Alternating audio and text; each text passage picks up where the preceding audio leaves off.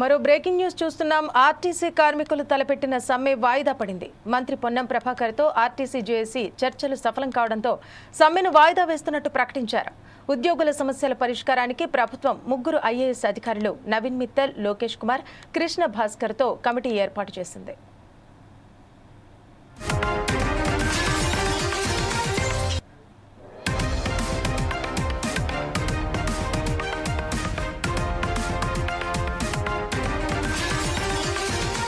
ఇక దీనికి సంబంధించి మరింత సమాచారం మా ప్రతినిధి లెనిన్ అందిస్తారు. లెనిన్, చెప్పండి. రైట్ సమంతి, ఆర్టీసీ కార్మికులు తలపెట్టిన సమ్మె అయితే వాయిదా పడింది. అయితే ఈ రోజు మంత్రి పొన్నం ప్రభాకర్ తో ఆర్టీసీకి సంబంధించినటువంటి జేఏసీ నేతలు అయితే చర్చలు జరపడం జరిగింది. అనంతరం చర్చ సఫలం కావడంతో సమ్మెను వాయిదా వేస్తున్నట్లు కూడా మీడియా సమావేశంగా నాయకులు అయితే తెలిపారు.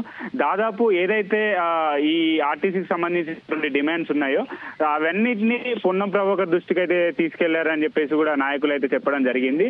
దాదాపు ఆర్టీసీ కార్మికులు ఏదైతే ఒక 23 డిమాండ్లు పెట్టుకున్నారో దాంట్లో ఏదైతే గవర్నమెంట్ గతంలో కాంగ్రెస్ ప్రభుత్వం ఇచ్చినటువంటి మేనిఫెస్టోలో ప్రభుత్వంలో విలీనం చేయాలని చెప్పేసి ఏదైతే ఉందో అది ప్రధాన డిమాండ్ గా ఉంది.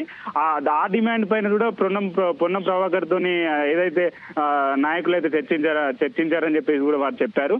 అయితే దీనిపైన పొన్నం ప్రభాకర్ గారు సానుకూలంగా స్పందిస్తూ తప్పకుండా చేస్తామని చెప్పేసి కూడా వారు హామీ ఇచ్చారని చెప్పేసి కూడా ఏదైతే జాక్ నాయకులు అయితే చెప్తున్నారు.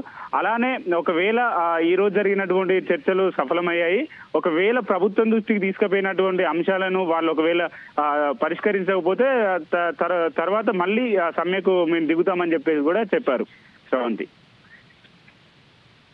ఏదైనా డేట్ ఏమైనా ఫిక్స్ చేశారా? ఈ డేట్ లోపు మేము మీ సమస్యలకు పరిష్కారం చెప్తామని చెప్పేసి.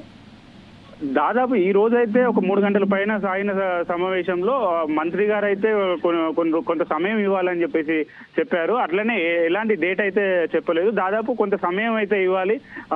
కొంత ఇప్పుడిప్పుడే రాష్ట్రము ఏదైతే ఆర్థికంగా అదైతుంది, గతంలో ఆర్థికంగా చాలా దివాలా తీసింది రాష్ట్రము.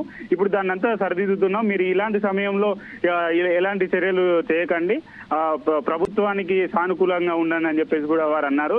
ఎలాంటి డేట్ అయితే ప్రకటించలేదు. దాదాపు కొంత సమయం కావాలని చెప్పేసి మంత్రి అన్నట్లు అయితే తెలిపారు. Thank you Lenin.